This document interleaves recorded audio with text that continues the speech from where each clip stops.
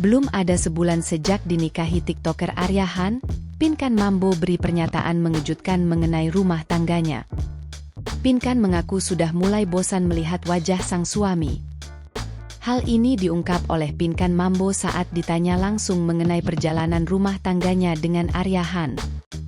Kerap pamer kebucinan di berbagai kesempatan, pasangan yang menikah pada 24 Desember 2023 lalu ini tampaknya mulai merasa jenuh dengan sang suami.